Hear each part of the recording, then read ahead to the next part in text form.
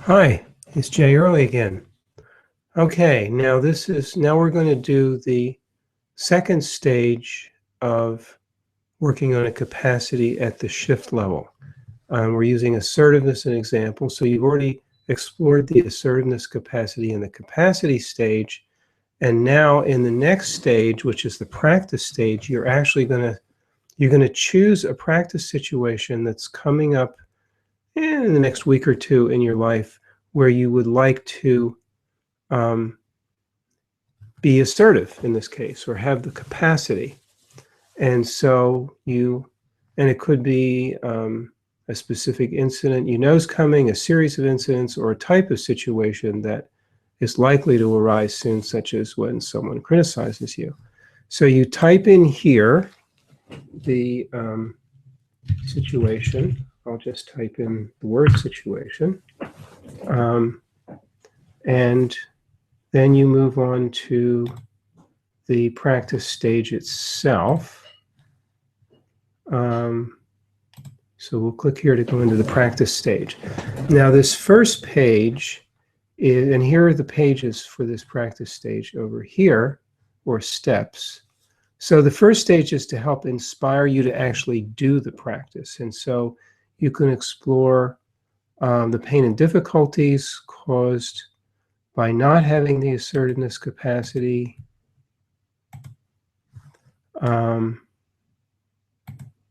Here you can explore what you'd like to gain by having it,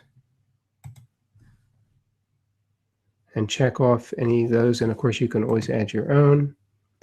And then here is the page where you're going to explore how to evoke or activate the assertiveness capacity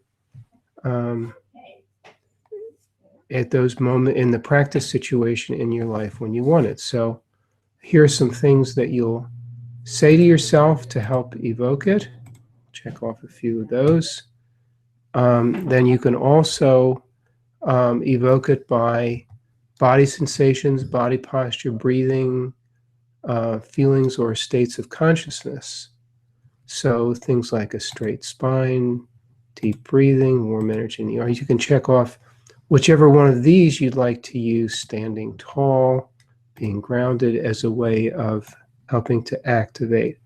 And then if there are some people in the practice situation who could help you and would be willing to help you in being more assertive, you can enter them here, and then either what you'd like to ask them to help you with in being assertive, or what you want them to stop doing. I won't type those in, but that's what you would do.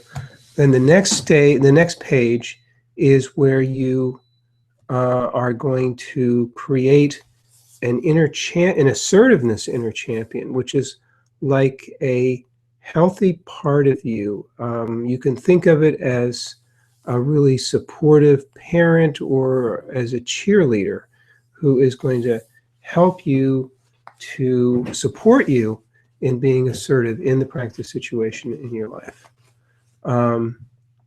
And here you can listen to a guided meditation to help you find that. And then you can choose a name for your assertiveness inner champion. On the next page, you can choose an image for what it looks like. On the next page, this is probably the most important one. You can choose the kind of statements you'd like to hear from your assertiveness inner champion to support you in being assertive. You have the right to get what you want. You have the right to your opinions, etc., etc. And then you can also click here and do a guided meditation to help you activate the assertiveness inner champion inside you. And then the next page is your practice plan. This is a compilation of all of what you've entered on the previous pages, and you will have this with you. You can print it out or have it available on a smartphone or tablet, and have it with you in the in the situation, or maybe shortly before the situation when it's coming up, to help you actually do the practice successfully and be assertive.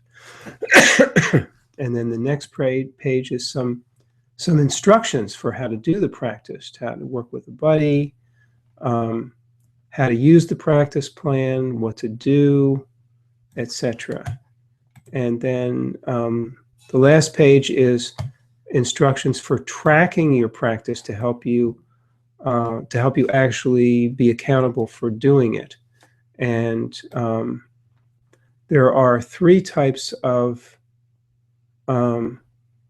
tracking pages. There's one for each time you do the practice, which is called the incident tracking pages. And then there's a daily tracking page, which you do kind of at the end of the day or maybe in the morning, where you kind of fill in like what happened that day, you review it, decide if you want to change anything. And then there's also a weekly tracking page. And here are links to those, but you're going to mainly be accessing them from your dashboard. And so this shows you how to do that. And then if you're having any difficulties with the practice, here's a page that will help you to overcome those difficulties. Okay, and that is the end of your the practice stage for, in this case, your assertiveness capacity. And again, this is just a reminder that you have done this at the shift level, which means you didn't do anything about exploring what might be blocking your assertiveness capacity, like a people-pleasing pattern or a conflict-avoiding pattern or things like that. But you might not need that, and that's what the shift level is for. If you want to do that, you can do this at the change or transformation level, which will involve much more extensive work on clearing out any patterns that might be blocking your assertiveness before or after you work on activating it. Okay.